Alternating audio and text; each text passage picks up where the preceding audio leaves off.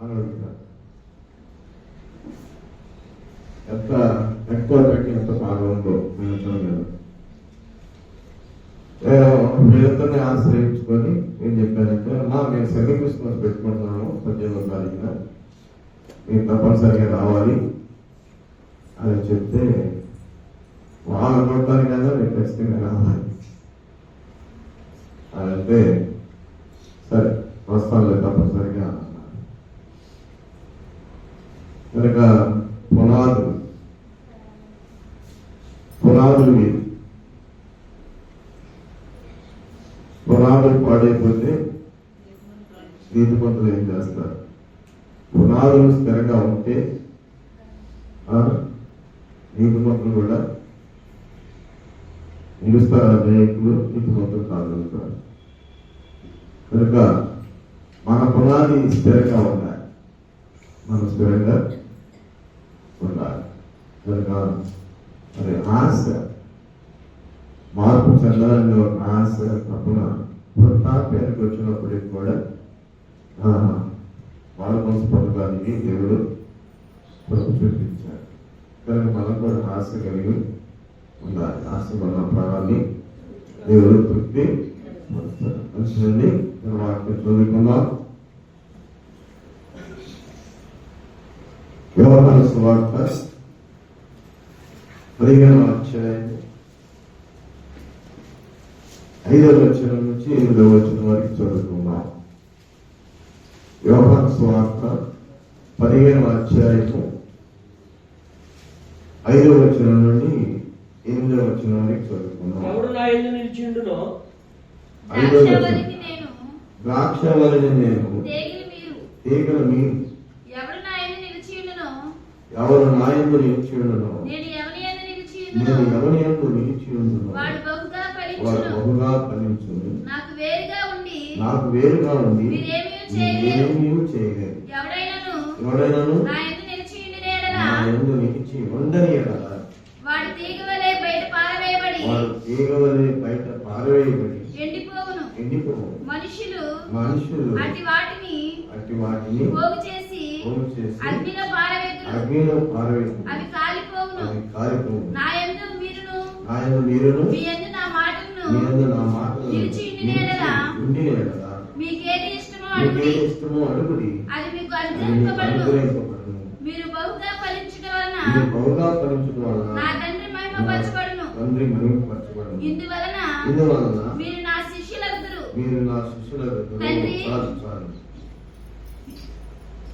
ప్రార్థన చేస్తున్నాం. తలవంచండి. మహాగరులను, మహోన్నతులను, సర్వశక్తిమంతులైనటువంటి గొప్ప దేవ, భూమి ఆకాశములలో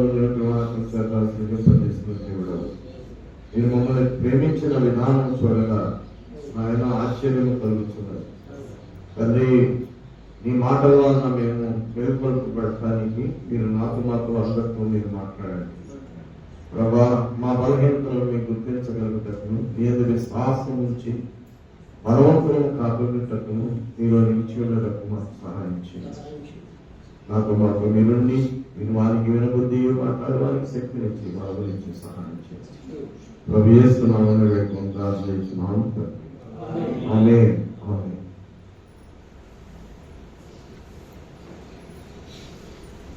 ద్రాక్షవల్లిని నేను, తీగలు మీరు. అనేక సార్లు ఈ వాక్యాన్ని మనం విన్నాం. ద్రాక్షవల్లిని నేను, తీగలు మీరు. ఎవరు నా యందు నిలిచి ఉండదో, నేను ఎవరి యందు నిలిచి ఉండదో వారు బహుగా ఫలించును. కనుక మనము క్రైస్తవులముగా పిలువబడుతున్నాం, దేవుని సన్నిధికి వస్తున్నాం. కానీ ఎవరు నా యందు నిలిచి ఉండునో, నేను ఎవరి యందు నిలిచి ఉండునో వాడు బహుగా ఫలించును. అంటే ఇక్కడ ప్రభులో మనము, మనలో ప్రభు రెండు ఉండాలి. మనం ప్రభుని కలిగి ఉండాలని ఆశ ఉన్నా, ప్రభు మనలో లేకపోతే మన భక్తంతా వ్యర్థమైపోతుంది. కనుక దేవుని యొక్క మాటలు మనలో నిలిచి ఉండాలి. అంటే నిలిచి ఉండాలంటే అర్థం ఏంటి? దేవుని యందు మనం నిలిచి ఉండాలి.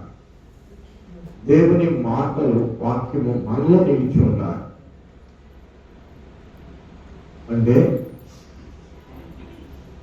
దేవుని యొక్క వాక్యాన్ని మనం గ్రహించగలిగి ఆ ప్రకారంగా మన జీవితాన్ని మార్చుకోవాలి. అది ఎలా ఉండాలి? దేవుని యందు నిలిచి ఉండాలి. ఎప్పుడు నిలిచి ఉండటం అంటే ఎప్పుడు నిలబడి ఉండటం, ఎప్పుడు ఉండటం. ఏదో ఒక రోజు 2 రోజులు అనుకుని కాదు, అది శాశ్వతంగా ఉండిపోవాలి. నా యందు మీరును, మీ యందు నా మాట. ఇక్కడ నా ఎవరైనా నా యందు నిలిచుండనో, నేను ఎవరి యందు నిలిచుండనో వాడు బహుగా ఫలించును. అంటే నేను ఎవరి యందు నిలిచుండనో వాడు బహుగా ఫలించును. ఎవడు నా యందు నిలిచుండనో అంటే ఎప్పుడు మనం స్థిరత్వంకి రావాలి, అస్థిరత్వము ఉండకూడదు. దేవునికి అసాధ్యం అంటూ ఏది లేదు. ఆయన సమస్తము సాధ్యపరచగలిగినటువంటి దేవుడు. మనం నిలిచి ఉండాలి. ఆయన మాటలు మనలో నిలిచి ఉండాలి. మనం నిలిచి ఉండాలి, ఆయన మాటలు మనలో నిలిచి ఉండాలి. ఆయన ఒక పరిశుద్ధుడు, క్రమము, యథార్థత భూమి మీద దొరకదు, లోకంలో దొరకదు. కనుక మనము ఆయనలో నిలిచి ఉండే అనుభవం, ఆ అనుభవాన్ని ఎప్పుడైతే మనం కలిగి ఉంటామో బహుగా ఫలిస్తాము అని రాయండి. ఆ ఫలాలు కూడా దేవుని. అయితే మనం ఇప్పుడు ఎలా ఉంటున్నాం? ఎండిపోయిన స్థితి ఎండిపోయినట్లుగా నాకు కనపడుతుంది, కానీ ఎండిన ముద్దలో నుంచి చిగురు పుట్టించును అని కూడా దేవుని వాక్యం. ఇంకా ఎండిపోయి, చీకిపోయి, కుళ్ళిపోయి, మట్టి అయిపోయే పరిస్థితికి దిగజారిపోతుంది మన భక్తి. మరి వాక్యము మనలో నిలిచి ఉండాలి. భక్తులైనటువంటి వారిని దేవుడు పిలుచుకున్నప్పుడు వారు వెంబడింపు ఎలా ఉందంటే అంత వారికి కూడా నిలిచి ఉన్నారు. కనుక దేవుడు వారిని గొప్ప చేసినట్టుగా మనం దేవుని వాక్యాన్ని మనం చూస్తున్నాం. అబ్రహాముని మనం చూసినప్పుడు అబ్రహాము నేను పిలిచినప్పుడు అబ్రహాం చిత్తం అన్నాడు.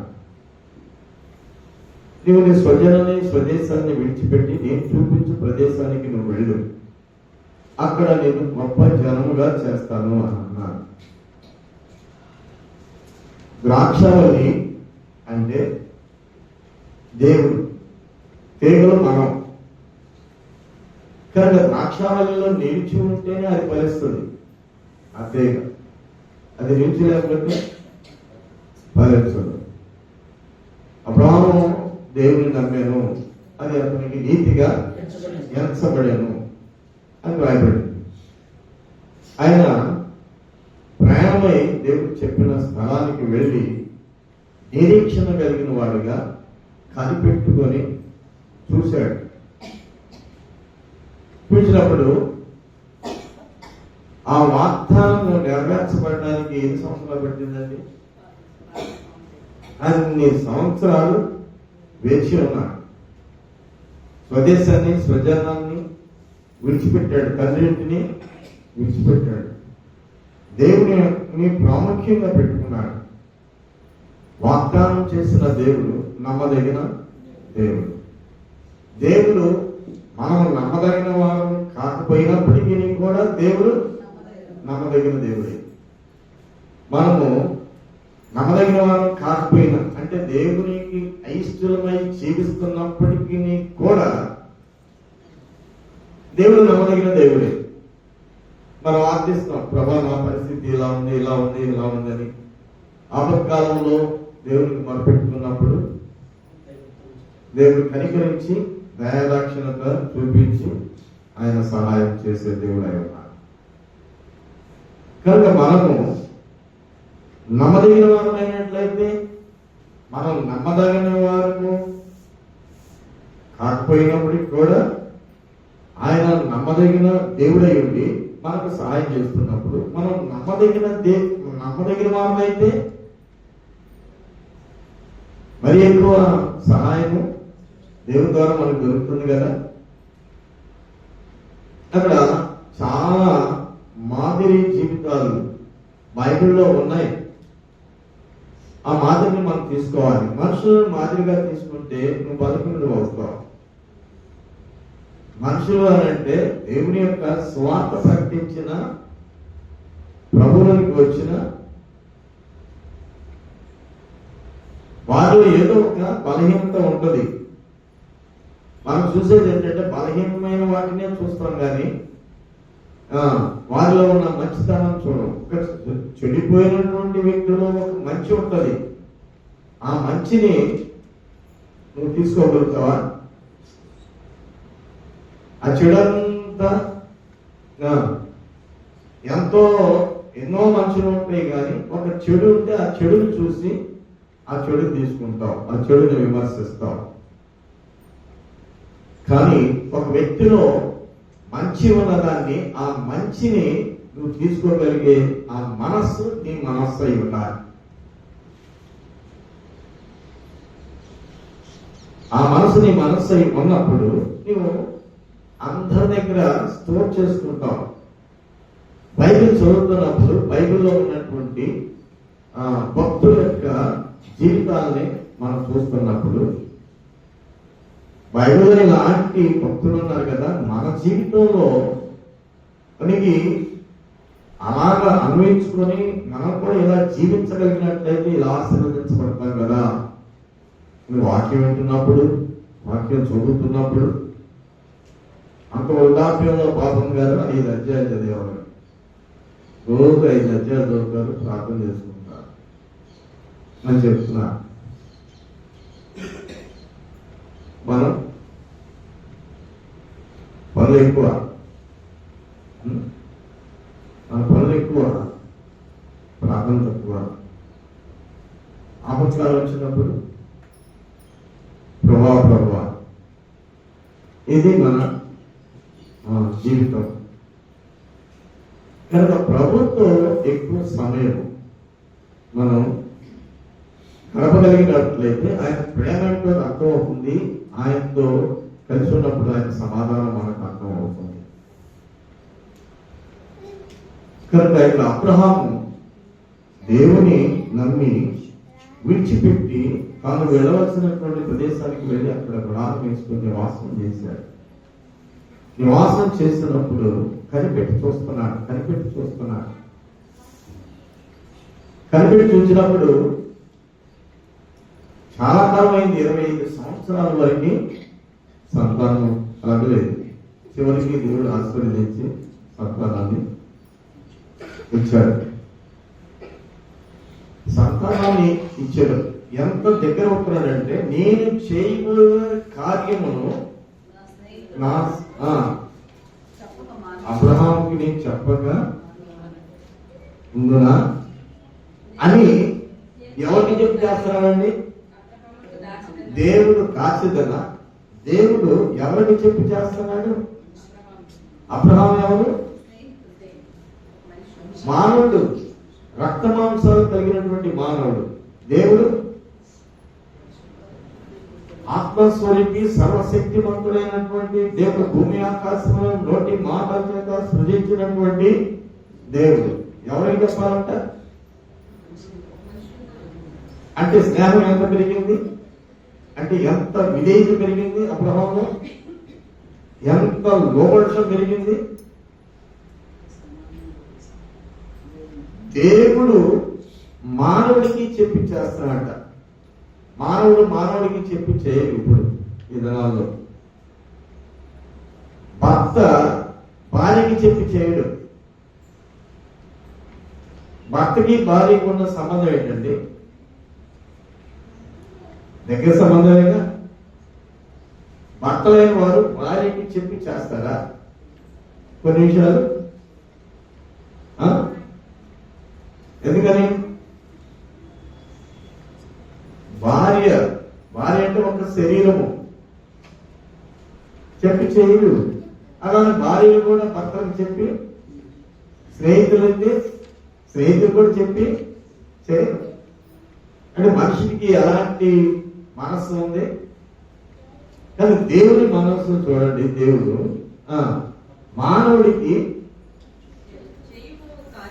నేను చేయబో కార్యము అబ్రహామునకు దాచెదనా అని ప్రశ్నార్థకం ఉందమ్మా. ప్రశ్నార్థకం దాచెదనా ఎంత రిలేషన్ పెంచడం జరిగింది అక్కడ. అంటే దేవుడు అబ్రహాముతో స్నేహమా, అబ్రహాము దేవుడితో స్నేహమా?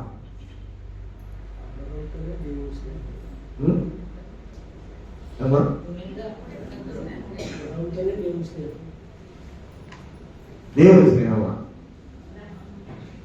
అబ్రహాముతో దేవుడి స్నేహమా, అబ్రహాము దేవుడితో స్నేహమా? ఏమండి? కనుక ఇక్కడ అబ్రహాము దేవుని మాటకి లోబడి ఉండటం వల్ల దగ్గర అవుతున్నాడు. మీలో కూడా అలాంటి అనుభవాలు, మనలో కూడా అలాంటి అనుభవాలు మనం కలిగి ఉన్నట్లయితే ఎదుటి వ్యక్తి ఏ వ్యక్తికి నువ్వు లోపడుతున్నావో అతనిలో ఉన్న గుణ లక్షణాలు నీకు సమీపంగా ఉంటాయి. మంచివాడైతే మంచి లక్షణాలు, చెడ్డవాడైతే చెడ్డ లక్షణాలు. దేవుడు ఏం ఇచ్చాడు? అబ్రహాముకి వాగ్దానం ఇచ్చాడు. అలాంటి వాగ్దానము ఆకాశ నక్షత్రముల వలె ఇశ్రాయేలు యొక్క సంతానం మీ సంతానం అవుతుంది అనిపిస్తాడు. అప్పటి వరకు 25 సంవత్సరాల వరకు అయితే దేవుడు ఆ గర్భాన్ని తెరిచాడు. వృద్ధాప్యంలో గర్భాన్ని తెరిచాడు. ఆ గర్భంలో నుంచి వాగ్దాన పుత్రుడు వచ్చాడు. ఎంత ప్రేమ ఉంటుందండి? ఎంత ప్రేమ ఉంటుంది? లేక పుట్టాడు కదా. దేవుడు అబ్రహాన్ని పరీక్షించాలనుకున్నాడు. ఏమన్నా ఈ మధ్యలో ఏమైనా కొడుకు వచ్చాడు కదా, కొడుకు మీద వెళ్ళిపోయిందేమో ప్రేమ అంతా. అదే నీకు ఒక్కగానొక కుమారుడు, నీకు కలిగిన ఒక్కగానొక కుమారుడిని నేను చూపించు ప్రదేశానికి వెళ్ళి అక్కడ దహన బలి. ఏ బలి? దహన బలి. ఎవరు చేయాలి? అబ్రహామే చేయాలి. ప్రభా నేను నా కొడుకు నేను ఎక్కువగా ప్రేమించాను, నేను కావాలంటే నా ప్రాణం ఇచ్చేస్తాను, నా కొడుకుని మాత్రం పక్కన పెట్టేస్తాను ప్రభా అన్నాడా? అవును. మనమా మరి ఎట్లాగా? ఎవరిలో నిల్చున్నావు?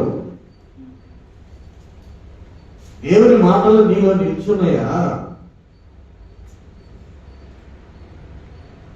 నువ్వు దేవుల్లో నిల్చున్నావా? ఈ కమ్యూనికేషన్ ఉందా? కాబట్టి నేనైనా ప్రాణం ఇస్తాను ప్రభా, నా కొడుకు మాత్రం బ్రతకాలి బాబా, నా కొడుకు శుభ్రంగా ఉండాలి అంటే లేకగా పుట్టాడు. ఇది వృద్ధాప్యంలో 100 సంవత్సరాలకు పుట్టాడు. ఎంత ప్రేమను పెంచుకున్నాడో అబ్రహాము. ఎంత ప్రేమ పెంచుకున్నాడండి? ఎంతో ప్రేమను పెంచుకున్నాడు. అంటే ఇప్పుడు దేవుని ప్రేమిస్తున్నాడా, కొడుకుని ప్రేమిస్తున్నాడా? దేవుడు ఇచ్చిన కొడుకుని ప్రేమిస్తున్నాడా, దేవుని ప్రేమిస్తున్నాడా అని ఒక పరీక్ష పెట్టాలని దేవుడు ఏం చేశాడంటే ఒక పరీక్ష పెట్టాడు. అబ్రహాము అంటే చెప్తా ప్రభా, నేను చూపించే ప్రదేశానికి నీకు మాట తీసుకొని వెళ్ళు. అక్కడ నువ్వేం చేయాలి? దహన బలి చేయాలి. అంటే నీ చేతులతోనే నీ కుమారుని ఏం చేయాలి? సంపాలి. ముందు ఏం చేయాలి? సంపాలి. తర్వాత ఆ కట్టెల మీద పెట్టి కాల్చాలి. ఏ తండ్రి ఏంటి ఒప్పుకుంటారండి? ఏ క్రైస్తవుడు చెప్పండి ఒప్పుకుంటారా? మనసు ఉంటుందా? అది పరీక్ష లేకపోతే నిజమా? ఏంటి శ్రోవా? మనసు ఎవరి మీద పాటు చేసుకోవాలి ఇప్పుడు? అవునే, మనసు ఎవరి మీద పాటు చేసుకోవాలి? దేవుడేంటి ఇచ్చినట్టే ఇచ్చి మళ్ళీ ఇదేంటి? అసలు నా చేతులతోనే నేనెంత ప్రేమించి పెద్ద చేసినటువంటి నా కుమారుడిని నా చేతులతోనే సంహరించి ఆయన్ని బలి చేసి దహన బలికి అప్పగించమంటున్నారే. ఏమిటో పరీక్ష? ఇది పరీక్ష లేకపోతే దేవుడు అడుగుతున్నాడా? అది పరీక్ష అనుకున్నాడా?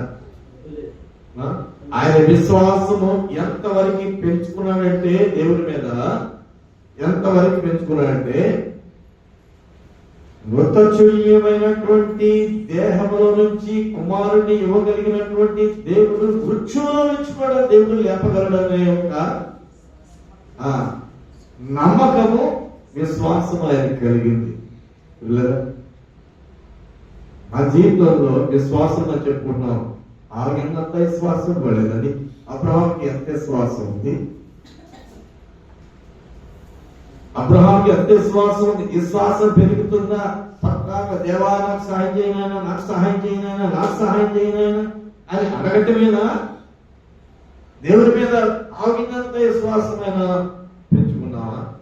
ప్రభు చెప్పారు కదా, ఆగినంత విశ్వాసం ఉంటే ఈ కబలి వృక్షము వేళ్లతో వెలిగించబడి సముద్రములో నాటబడబట్టే నాటబడుతుంది. విశ్వాసికి విశ్వాసము లేదు, విశ్వాస బలము లేదు, ప్రార్థన మెట్టు దేవుని వాక్యము ధ్యానము లేదు. విడిచిపెట్టేసి వచ్చేసాడండి. రమ్మంటే కత్తి తీసి అక్కడికి కుమారుడు అడిగాడు, తండ్రి కట్టెలు ఉన్నవి నీకు ఉంది, కానీ ఏది బలేది దేవుడే చూసుకోలేదు. ఎంత విశ్వాసం పెంచుకున్నాడండి. మృతతుల్యమైనటువంటి దేహంలో నుంచి కుమారుడిని ఇవ్వగలిగినటువంటి దేవుడు మృత్యులో నుంచి కూడా లేపగలడని ఒక విశ్వాసము ఆయనకి. అందుకని స్నేహితుడైపోయాడు. ఏమైపోయాడండి? స్నేహితుడైపోయాడు. ఆ మాటకి ఎలాంటి నేను చేయబోయే పని అబ్రహాంకి నేను కావచ్చుతున్నా చెప్పండి. నీ భార్యకే నువ్వు చెప్పవు అమ్మా, నీ భర్తకే చెప్పు, నీ తండ్రికే చెప్పు, నీ తల్లికే చెప్పు, రహస్యంగా ఉంటాయి.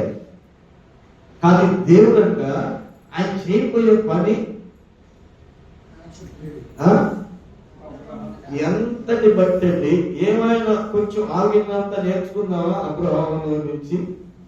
కనేనా అబ్రహాం నుంచి ఎంత బిరుదు వచ్చిందండి? అబ్రహాంకి ఎంత బిరుదు వచ్చింది? ఎక్కడి నుంచి వచ్చింది బిరుదు? దేవుని దగ్గర నుంచి వచ్చింది. ఎంత బిరుదు? ఎంత బిరుదు వచ్చిందండి? ఆయన తండ్రి, విశ్వాసులకు తండ్రి అనే బిరుదు వచ్చేసింది. అక్కడ యేసుక్రీస్తు ప్రభు కూడా అంటే కుమారుడిగా ఈ లోకంలో శరీరధారిగా వచ్చారు. ప్రభు జక్కయ్య దగ్గరికి వచ్చినప్పుడు చక్కయ్య రక్షణలోనికి అంటే తన పాపాలు తను ఒప్పుకుంటున్నప్పుడు ఏమన్నాయంటే ఈ ఇంటికి రక్షణ వచ్చింది, ఇతడు అబ్రహాము కుమారుడు. అబ్రహాము కుమారుడు అంటే అక్కడ దేవుడి కుమారుడు అనేది కుమారుడు లేదు.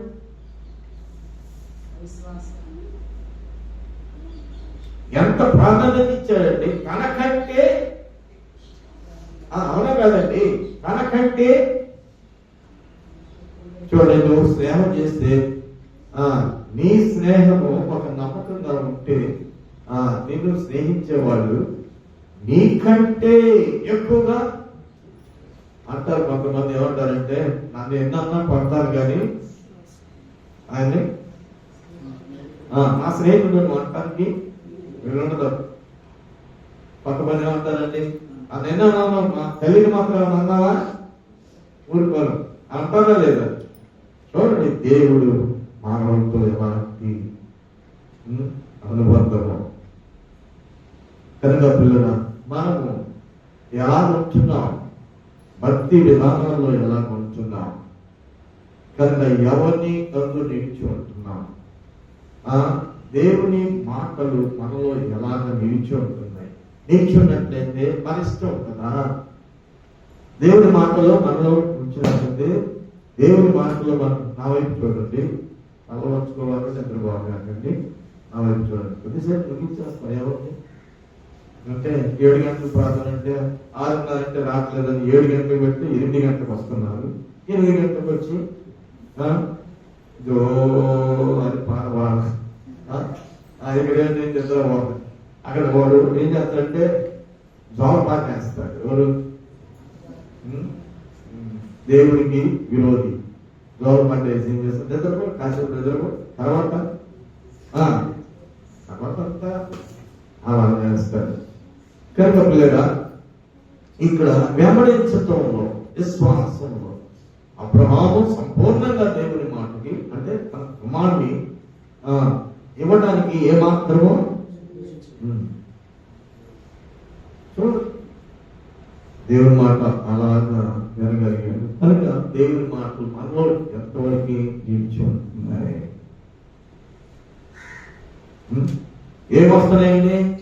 ఏదన్నా దేవుని మాట చెప్పాలనుకుంటే ఏమొస్తున్నాయి? ఏమొస్తున్నాయి? శరీర సంబంధమైన ఆ పనులు, ఈ పనులు అవన్నీ పక్కన పెట్టేసేసి దేవుని పని ముందు పెట్టుకునే అనుభవానికి మనం రాగలుగుతున్నామా? రాలేకపోతున్నాం. మరి దేవుని దగ్గర నుంచి మనం దీవులు పొందుకోవాలంటే, ఇప్పుడు అబ్రహాంకి ఏమైనా తప్పు చేశాడు దేవుడు? ఏమంటే సంతానం అంటే ఏ సంతానం అయింది అంటే, శారా గర్భంలో నుంచి వచ్చిన, శారా తల్లి గర్భంలో నుంచి వచ్చినటువంటి సంతానమా?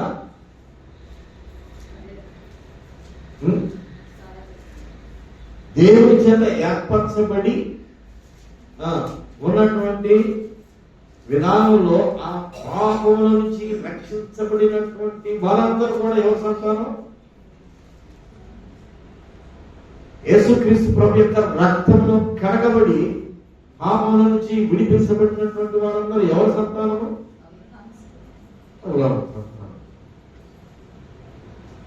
అక్కడ ప్రభు ఒక ఉపమానం చెప్పాడు. ఎక్కడున్నాడు? దరిద్రుడు ఎక్కడున్నాడండి?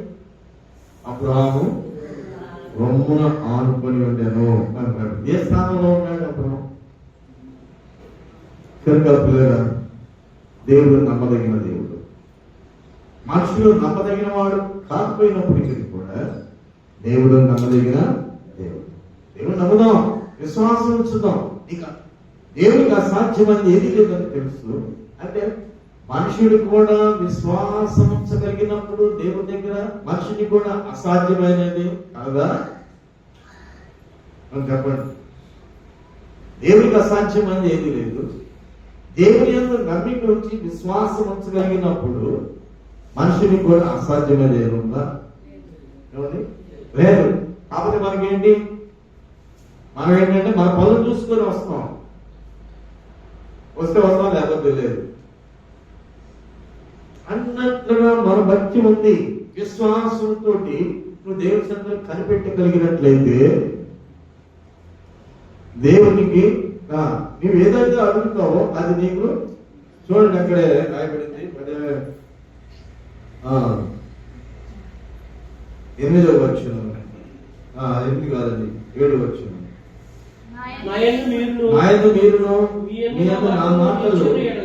నా మాటలు ఉండి కదా, మీకేది ఇష్టమో అడుగుడి. నీకు ఇష్టమేంటండి? నీకు ఇష్టమేంటి? నాయన మీరును మీ అందరూ నా మాటలు నిలిచి ఉన్నాయి కదా, మీకేది ఇష్టమో అడుగుడి. ఏమి ఇష్టం అండి మనకి? ఏమిష్టం? ఒక తూర్పు దేశస్తురాలు ఆమె కుమార్తెకి ఏం పట్టింది? దేని పట్టింది. ఇప్పుడు ఆమెకి ఏమి ఇష్టం? కుమార్తె శుద్ధురాలు కావాలి.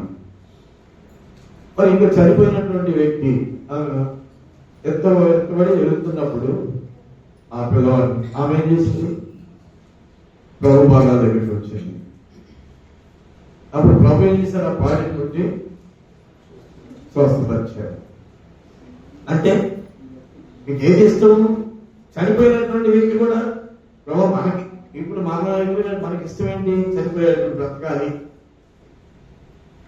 మనకి ఇష్టమైన కదా చనిపోయిన వ్యక్తి బ్రతకాలి. దేవుడు చేస్తాడా చేయడా? ఆ దినాల్లో చేసిన దేవుడు ఈ దినాల్లో చేస్తాడా లేదా? చేస్తాడా లేదా? చనిపోయిన వాళ్ళే బ్రతుకుతున్నారంటే జబ్బులు పోవా? అంటే చనిపోయింది గొప్పదా లేకపోతే జబ్బు గొప్పదా? గొప్పదా. చనిపోయిన వాళ్ళని లేపగలిగే శక్తి బైబిల్లో మనం చూస్తున్నాం కదా. మరి జబ్బులు పోవా? సమస్యలు పోవా?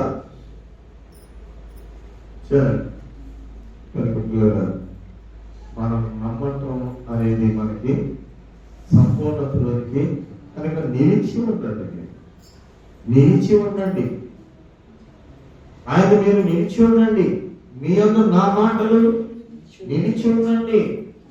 ముందు ఏ పనైనా సరే అగు ఏమవ్వాలి? దేవుని పని. దేవుని పని.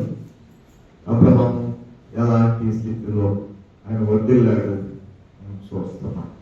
ఇప్పుడు కూడా అబ్రహాము సంతానమే. ప్రభు అంటారు అక్కడ పరిశీలు శాస్త్రులైనటువంటి వారు మేము అబ్రహాము సంతానం అంటారు. మీరు అబ్రహాము సంతానం అయితే నా మాట వింటారయ్యా. మీరు అబ్రహాము సంతానం కాదు. మీరు మీ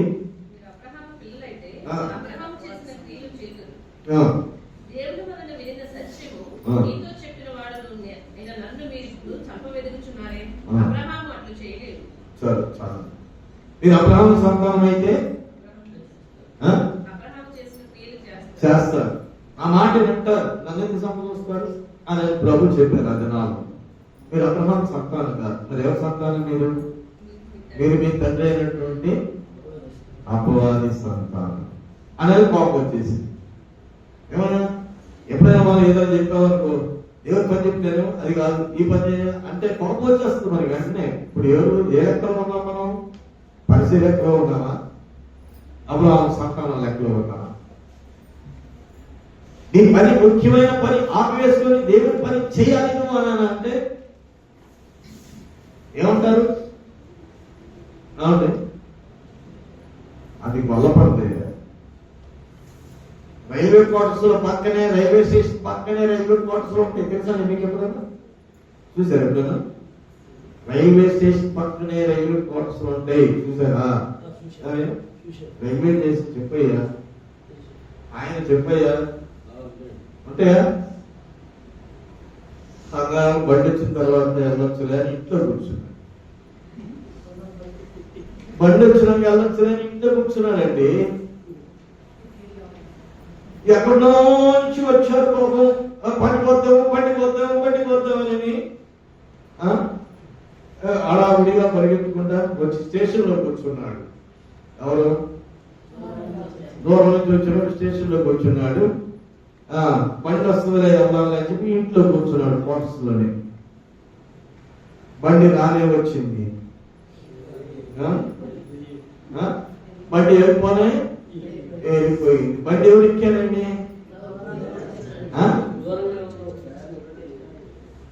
మన పద్ధతి అంతే ఉంది కదా.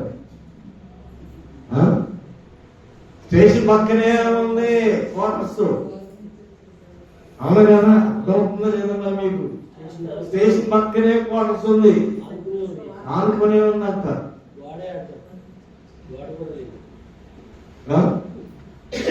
విశ్వాసం ఇక్కడ వెలుగుతుంది. పాటలన్నీ పాడిన తర్వాత వస్తారండి పాటలు పాడేవాడు. ఏమి భక్తి అండి చేసేది మన భక్తి? నేను పాట పాడాలా? జెడ్ మాస్టర్ నేను ఇక్కడ అన్ని నేనేం చేసుకోవాలంటే ఎక్కడ కుదురుతుంది? ఆసక్తి ఉందా? ఆలోచన ఏమైనా పుడుతుందా? జనంలో కలుగుతాం అనుకుంటున్నాం కానీ, సంఖ్యలో కలుగుతాం అనుకుంటున్నాం కానీ ముందు నేను వెళ్ళి చక్క పెడదాం అన్న మాట ఆలోచన. సంఖ్యలో కలుపుతాం, లెక్కలో. అబ్రహాం అలా చేయలేదు. అబ్రహాములు అలాగా చేయరు. కనుక మనం ఎలాగా ఫలిస్తాం, మనం ఫలించడం వల్ల మన తండ్రి మహిమపరచబడతాడు. ఇలా ఉండటం వల్ల మీరు బహుగా ఫలిస్తారు. కనుక మీరు ఫలించడం వల్ల నా తండ్రి మహిమపరచబడతాడు అని దేవుడు వాక్యం ఉంది.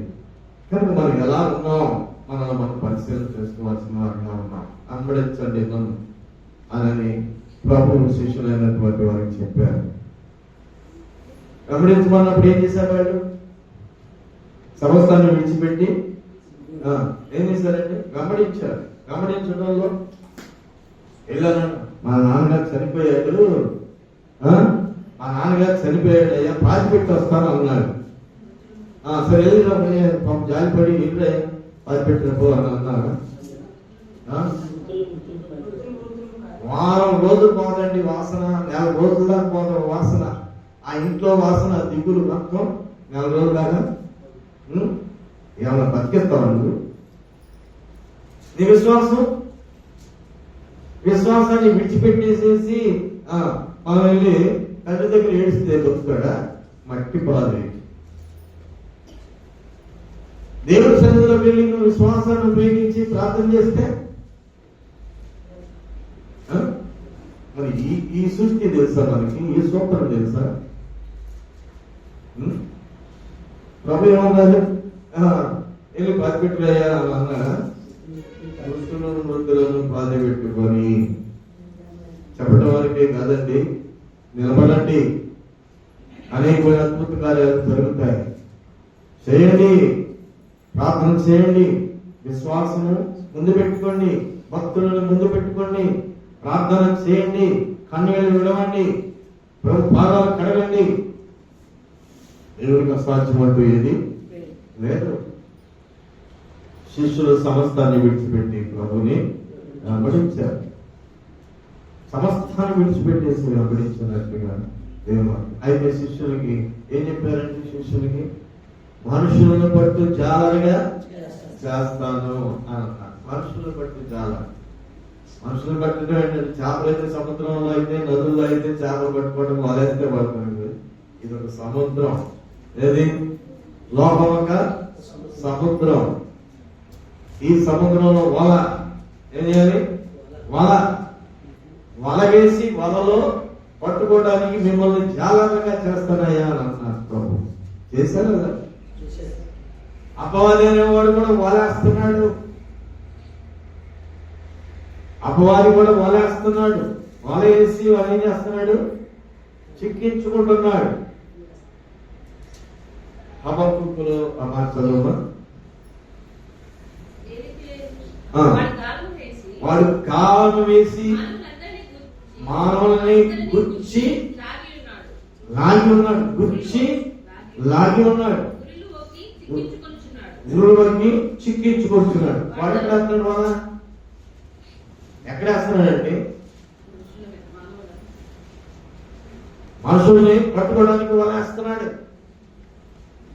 కానీ దేవుడు ఎవరిని ఏర్పరచుకున్నాడు? వలయటానికి శిష్యులైనటువంటి వారిని ఏర్పరచుకుని మిమ్మల్ని మనుషులను బట్టి జాగ్రత్తగా చేస్తానని ప్రభు చెప్పారు. చేశారా లేదా? నిలిచిన వారు నిలిచి ఉంటేనే జరిగిందా? నిలబడి ఉంటే జరిగింది? నిలిచి ఉంటే జరిగింది. నిలిచి ఉండే అడుగు. నీ సమస్య ఏంటో, నీ బాధ ఏంటో అడుగు. దేవుడు అన్యాసుని కాదండి. దేవుడు అన్యాసుని కాదు. దేవుడు ఎంత విజయవాడ వెళ్ళాం. చిన్న ప్రార్థన, ఒక ప్రార్థన జరగడానికి ఇక్కడ ప్రార్థన ఉంది. 10 గంటల వరకు అయితేనే ఉంటాం, లేకపోతే ఉంటాం. మాకు ఇక్కడ 11 గంటలుగా ఆరాధన ఉంది, ప్రార్థన ఉందని చెప్తే, అయ్యా మేము 8 గంటల నుంచి 10 గంటల వరకైనా వచ్చి వెళ్ళండి, మేము 6 గంటల నుంచి 1 గంట వరకు ప్రార్థన చేస్తాం, ఈ లోపు వచ్చి చిన్న వాక్యం చెప్పారని. మేము వెళ్ళగానే మమ్మల్ని చూసి, అప్పుడు ఎంత కాలం అయింది మిమ్మల్ని చూసి, ఎంత కాలం అయింది, అప్పుడు ఇప్పుడు అలానే ఉన్నారేంటి? ఆ కాళ్ళు మోకాళ్ళు నొప్పులతో బాధపడేవాళ్ళు కదా ఇప్పుడు బాగా నడుస్తున్నారేంటి? బాగా నడుస్తున్నారేంటి? నొప్పులు ఎక్కువైనా తగ్గినాయా? చెప్పండి. దేవుని పని దేవుని పని చెయ్యి. కనుక దేవుని పనిలోనికి వస్తే దేవుడు ఏం చేస్తాడు నీకు? కనుక మనం ముందుకు రావాలి. మన నోరు ముందుకు వస్తుంది ఏమండి? మన నోరు ముందుకు వస్తుంది. అంత స్వరం ఉందో అంత స్వరం బయటకు వచ్చేస్తుంది కదండి. కనుక ఆ మాటను బట్టి ఏమవుతుందంటే మిత్రుడు శత్రువు అయిపోతున్నాడు. ఏం మాట్లాడాలో మాట్లాడకూడదో తెలియక మాట్లాడే విసిరాం, మాట విసిరాం ఏమండి. ఒక మాట విసిరేసాం, అదేమైపోయింది? అప్పుడు దాకా మిత్రులుగా ఉన్న వాళ్ళు ఏమైపోయారు? శత్రువులు. ఒక మాటేనా శత్రువుగా చేసింది? అవునా కదా? ఒక మాటేనా? తగ్గ జాగ్రత్త. ఏం జాగ్రత్త? నాలుక జాగ్రత్త. నోరు జాగ్రత్త. ఏం పెట్టుకోవాలంట? కళ్ళు పెట్టుకో, చెక్కం పెట్టుకో. ఎక్కడ ఏం మాట్లాడాలో అదే మాట్లాడు. అర్థంగా ఏది మాట్లాడబాకండి. ప్రార్థన చేయి, దేవుని దగ్గర సన్నిధిలో ప్రార్థన చేయి. దేవునికి అసాధ్యం అంటూ ఏది? కనుక పిల్లరా, దేవుని వద్ద వచ్చేస్తారు. ఇంకా ఆశీర్వదకరమైనటువంటి మాటలు ఇంకా చాలా ఉన్నాయి మన దగ్గర. అలాంటి వారు మోయాబు రాలైనటువంటి రూపు, మోయాబు శాపగ్రస్తమైనటువంటి రూపు, మోయాబు వంశంలో పుట్టినటువంటి రూపు. బెత్లెహేము నుంచి, యోధా బెత్లెహేము నుంచి ఎక్కడికి వెళ్ళారండి? ఈ నయోమి కుటుంబం ఎక్కడికి వెళ్ళారు?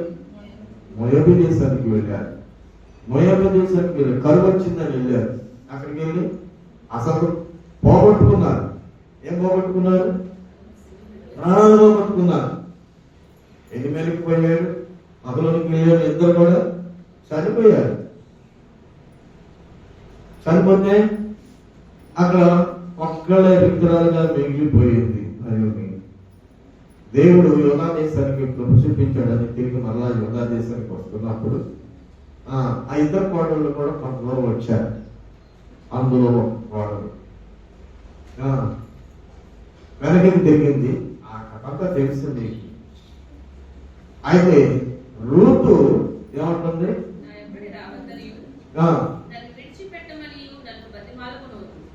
ఈ మధ్యలో నువ్వు వెళ్ళిపోమా, మా దగ్గరికి ఎందుకు? నువ్వు వెళ్ళిపో, నీ దేశంలోనే వెళ్ళిపో. మరొక దేశంలో మళ్ళీ వివాహం చేసుకొని నువ్వు బ్రతుకు అని చెప్పేసి అంటే నా వెంబడి రావద్దని బ్రతుకులాడుకోవద్దు. నీవెక్కడికి వెళ్తావో నేను అక్కడికే వస్తా. నీవు నివసించు చోటనే నేను నివసిస్తా. నీ జనమే నా జనం, నీ దేవుడే అని మార్చేసుకుందండి. నీ జనం నా జనం ఎట్లా అవుతారు? నీ దేవుడు నా దేవుడు ఎట్లా అవుతారు? నీ దేశం నా దేశం ఎట్లా అవుతుంది? ఎలా ఉంటుందండి? ఎవరికి వివాహం చేయబడింది? మోయాబురాలు ఎవరికి వివాహం చేయబడింది? యూదులకి వివాహం చేయబడింది. అవునా కదా? మరి భర్త చనిపోయినంత మాత్రాన ఇంకా వంశంలోకి వదిలిపెట్టుకోవచ్చు కదా. కానీ ఏమంటుంది? నీ జనమే నా జనం. ఎట్లా అనుకుంటారు? అనుకున్నావా?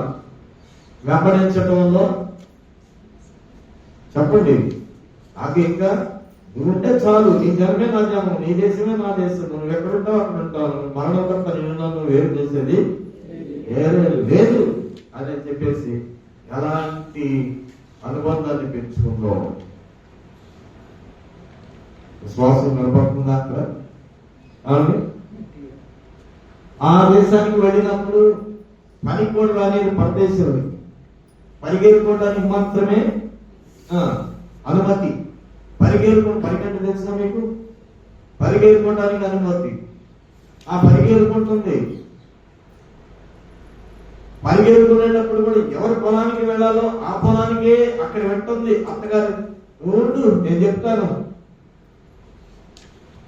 ముసల్దానికి నీకేం తెలుసు, నేను అన్ని చెప్తాను అని ఆ ఇష్ట ప్రకారం వెళ్తుందా, లేకపోతే అత్త మాటకి లోబడిందా? రిక్తురాలైపోయినటువంటి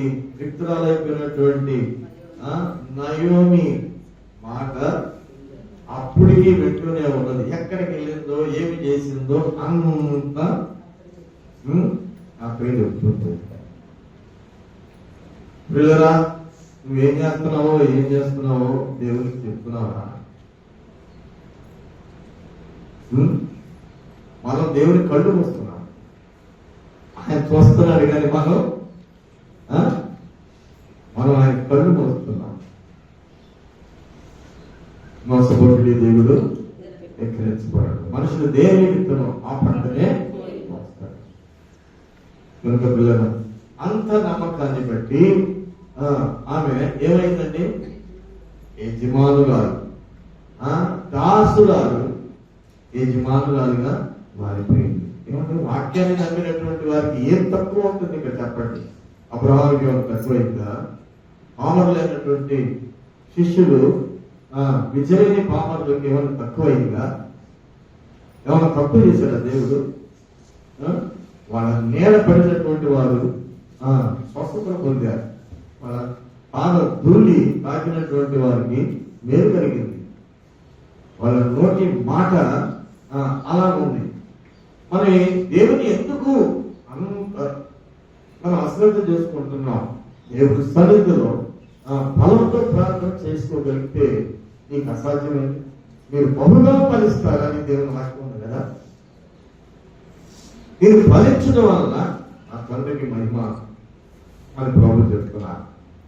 కనుక పిల్లరా, ఎందుకంటే ఈ మాదిరి జీవితం వెంబడించటంలో దేవుని యొక్క పనిని ముందు పెట్టుకోగలిగినట్లయితే దేవుడు నిన్ను ఆశీర్వాదకరంగా చేస్తాడు, దీవెనకరంగా చేస్తాడు. అందుకనే నేను దీవెనకరంగా చేయడానికే దేవుడి లోకానికి వచ్చింది. నమ్ముదాం, దేవుడు నమ్ముదాం. ఇంకా వెంబడింపు కూడా మనం చూడవచ్చు. ఇది ఒక మాట చెప్పేసి ముగించేస్తాను. భూషణయ్య గారు ఏం చేశారండి? రక్షించబడ్డారా? రక్షణ పొందలా.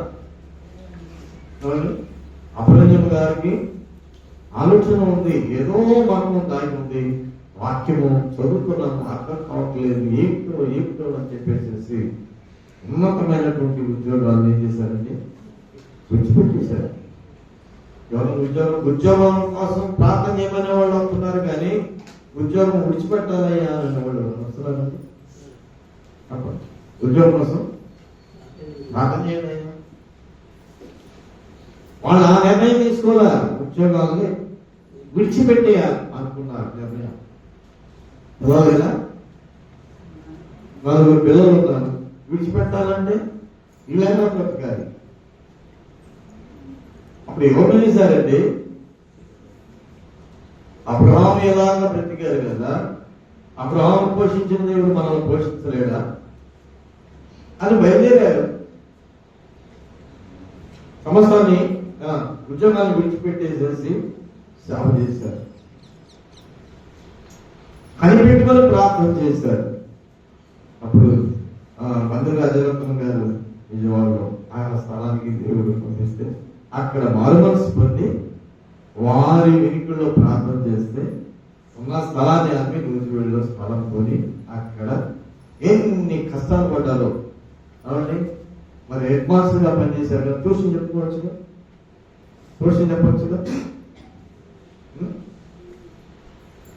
ఎంత కరువు లేకనా ప్రభుని బట్టి నువ్వు ఏమి అనుభవిస్తున్నావు, ఏం చేస్తున్నావు?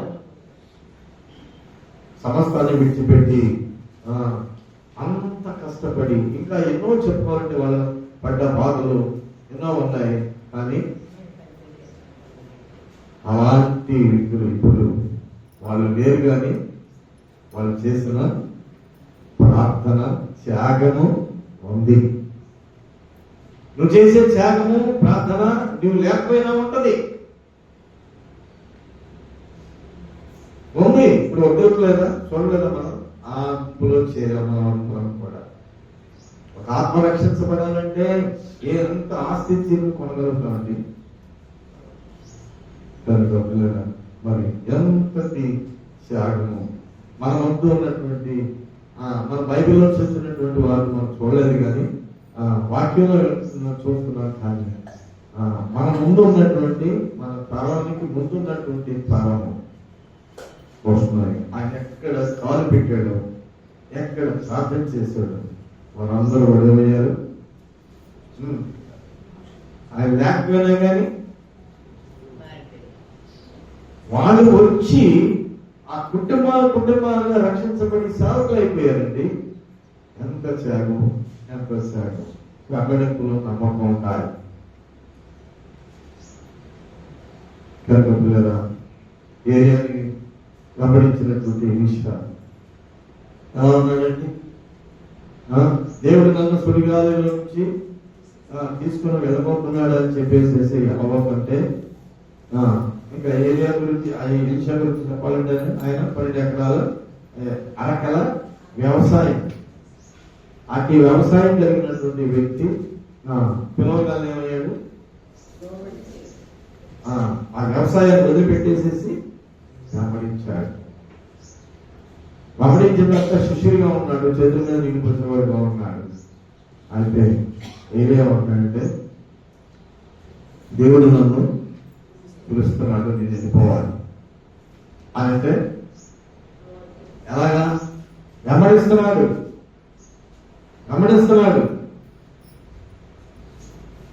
యెహోవా జీవముతోడు నీ జీవముతోడు నేను బేతేలు దాటాడు, ఎరికో దాటారు, యోర్దాను దాటారు, విడిచిపెట్టారా? ఏం కావాలయ్యా నీకు అని అడిగితే 2 పాళ్ళ ఆత్మ. ఏం కావాలయ్యా? మనం ఆత్మ, అయ్యా 2 పాళ్ళ ఆత్మ కావాలని అడుగుతా ఉన్నాం. ఏమడుగుతాం మనం? ఏంటమ్మా నీ కోరిక? అమలేనా? అందరూ అదేనా? ఆ కోరికేనా? 2 పాళ్ళ ఆత్మ. నీలో ఉన్నటువంటి దాంట్లో 2 పాళ్ళ ఆత్మ కష్టతరంగా ఉంది. అయినా కానీ ఒకవేళ నీకు కనపడితే ఆ ప్రకారం కనపడకపోతే అది నాలో కూడా ఏమి లేదయ్యా అని చెప్పాడు. దేవుడు సుడిగాలతో తీసుకుని వెళ్ళిపోతున్నప్పుడు నా తండ్రి ఇశ్రాయేలు వారికి గౌతులు లేవు కదా. ఎలాంటి స్థితి, ఎలాంటి విశ్వాసం. అయితే ఏం దొరికిందండి ఆయనకి? 2 పాళ్ళ ఆత్మ వచ్చింది. అసలు ఏం దొరికింది? ఆ దుప్పటి పడింది, కింద పడింది దుప్పటే. ఇంతకాలం నేను 12 అరకల వ్యవసాయం వదిలిపెట్టేసేసి నేను వెంబడించడం వల్ల దొరికిన ఈ దుప్పట. మనమైతే ఏమైనా చెప్పండి, ఏం దొరికిందయ్యా? ఈ దుప్పట ఎంత వదిలిపెట్టి వస్తే ఆఖరికి ఈ దుప్పట. మనం కొలుచుకునేదంతా లోక సంబంధంగా కొలుస్తాం. ఆయన 2 పాళ్ళు నీలో ఉన్న దాంట్లో 2 పాళ్ళ ఆత్మ నాకు కావాలని కోరుకున్నాడు. 2 పాళ్ళ ఆత్మ. అప్పుడు ఏమండి ఆ దుప్పటినే తీసుకొచ్చి ఏమన్నాడు? ఏలియా దేవుడు ఎక్కడా? ఏలియా దేవుడు ఎక్కడని ఆ యోర్దాను మీద దాన్ని కొట్టగా ఏమైపోయిందండి? 2 పాళ్ళ ఆత్మ వచ్చేసిందా లేదా? అవునండి. ఏం కావాలి? ఎన్ని నీళ్ళు తోడిపోస్తే యోర్దాను తాగుద్దండి, ఎన్ని గోళ్ళ కడితే ఆగుద్ది. ఎప్పుడు తీసుకుని వెంటనే నీటి మీద కొట్టగా ఏమైంది? ఎన్ని కార్యాలు చేశాడు. ఇలా ప్రభుని వెంబడిద్దాం, ప్రభులో నిలిచి ఉంటాం, ప్రభుని వెంబడిద్దాం. వెంబడించినట్లయితే నీకు అసాధ్యం అంటూ ఏది మనం ఏం చేస్తున్నామంటే ముందు మన సౌఖ్యంగా చూసుకొని ఉండి లేదు అన్ని చూసుకొని ఏదో అడుగున మిగిలింది పాత్ర చూసి చేసినట్టు కనపడుతుంది. మనం ఏం చేయాలి? పాత్ర తుడిచినట్టుగానే కనపడుతున్నాం కదా. మొదట ఆయన రాజ్యాన్ని, ఆయన నీతిని, ఆయన ప్రార్థన నీతితో కూడుకున్నాడు. ఎందుకంటే హాస్పిటల్కి డబ్బులు పెట్టాం, హాస్పిటల్కి డబ్బులు పడుతున్నారు కదా. పోయటానికి అయితే హాస్పిటల్కి ఎంతైనా సయ్యే దేవుడి దగ్గర సుయి, అక్కడ సయ్యి, ఇక్కడ సుయి, ఇక్కడ ఏం లేదు, కొన్ని చెప్పలేదు. అక్కడ ఎంత చెప్తే అంత ఆయన నమ్మకం లేదండి, ఆయన కానీ నమ్మకం లేదన్నా కానీ ఆయన ఎంతైనా ఖర్చు అయినా పర్వాలేదయ్యా, ఎంతైనా ఖర్చు అయినా పర్వాలా, సయ్యే ఎంతైనా. ఇక్కడ దేవుని దగ్గర ఏ ఖర్చు అవసరం లా, విశ్వాసం ఉంచగలిగితే అవునా కదా. మానవుడి ఖర్చు చేయాలి, పరివర్తన మారుమనసు పొందాం అనుకుంటున్నాం, దేవుని నమ్ముకున్నాం అనుకుంటున్నాం, దేవుని యొక్క మర్తనాం అనుకుంటున్నాం. ఏది నీ యొక్క ఉటిదేనా?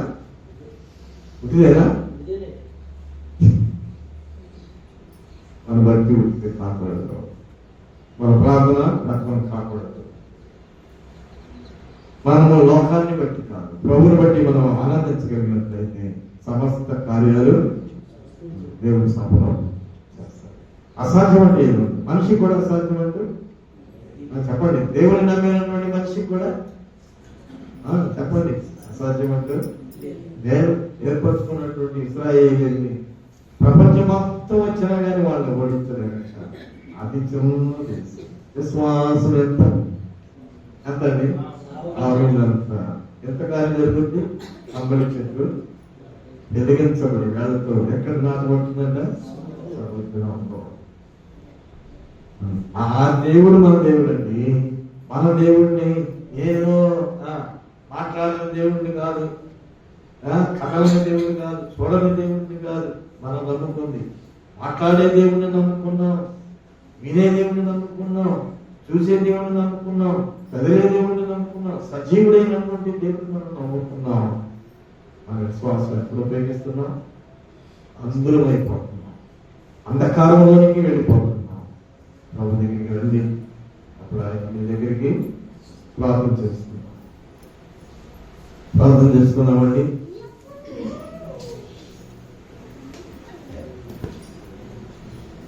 పరిశుద్ధుల ప్రేమలో మాట్లాడి మీ పరిశుద్ధమైన నామాన్ని చేస్తున్నాను. విశ్వాసంలో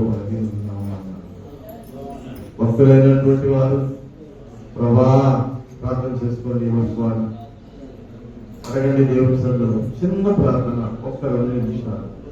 ప్రభా విశ్వాస పరిమాణం పెరగట్లేదు, విశ్వాసాన్ని పెంచుకోలేకపోతున్నాను. అబ్రహాం ఎలాగా పెంచుకున్నాడు విశ్వాసం, తను మర్చుకున్నాడు. తన బిడ్డలను కూడా తన కుమారుని ఇవ్వడానికి వెనకాడలేదు అని అలాంటి దీవెన పొందుకున్నాడు. ప్రార్థన చేద్దామని దేవుని సన్నిధిలో వెళ్తాం. చిన్న ప్రార్థన, అసాధ్యం అంటూ లేదు.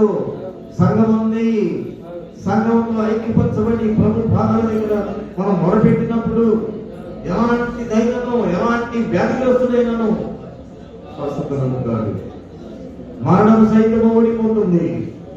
మరణాన్ని జయించిన శక్తి దేవునిది. ప్రార్థన చేద్దామండి. విడిచి వెంబడించు. ఇంకా లోకాన్ని పట్టుకొని లోకంతో గుడి వేసుకొని జీవిస్తున్నావేమో. ప్రభా నన్ను క్షమించు నాయన, అడుగు దేవుని సన్నిధిలో నన్ను క్షమించు, నా పాపంలో నన్ను విడిపించు, అడుగు దేవుని.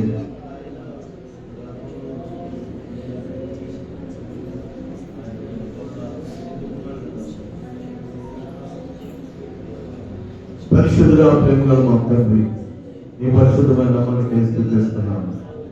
దేవా ఉదయ కాలము కొన్ని మాటలు స్థుతిస్తున్నాను.